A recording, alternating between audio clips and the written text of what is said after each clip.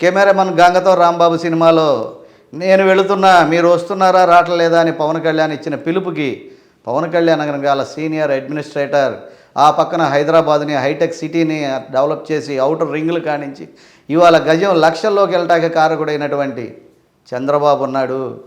పవన్ కళ్యాణ్ నిజాయితీ ఉంది, మనకు మేలు జరుగుద్ది అక్క, మనకు మేలు జరుగుద్ది పోయినా మహిళల కానించి జెంట్స్ కానించి మనకు ఉద్యోగాలు వస్తాయండి. ఫర్ ఎగ్జాంపుల్ ఇప్పుడు నా పిల్లలే ఉన్నారు, ఇంజనీర్లు అయ్యారు, నాకు అందుబాటులో లేరు.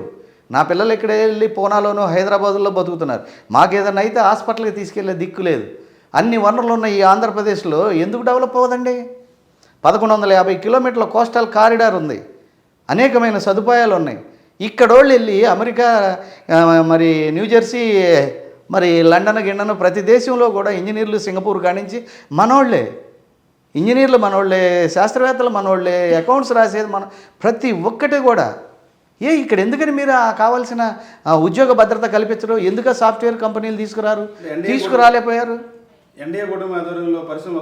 100% వస్తాయి. ఫర్ ఎగ్జాంపుల్ బీహార్ నుంచి వచ్చిన దొంగ దగ్గరికి వెళ్ళి పెట్టుబడి పెట్టమంటే ఎవరన్నా పెట్టుబడి పెడతారా? నువ్వు ఉన్నావు రాజకమల్ గారు, మీరు కష్టపడి కోట్లు సంపాదించుకున్నారు, హైదరాబాద్ వెళ్ళి ఫ్యాక్టరీ పెట్టుకున్నావు. నువ్వు వచ్చి ఆంధ్రాలో పెట్టమంటే పెట్టినటువంటి అమరాన్ ఫ్యాక్టరీ ఏ విధంగా వెళ్ళిపోయింది? కియా ఫ్యాక్టరీలో ఈడెళ్ళి బట్టలోడ తీసి చూపించిన హిందూపూర్ ఎంపీ ఏమడిగాడు చెప్పండి, మీరు చెప్పండి.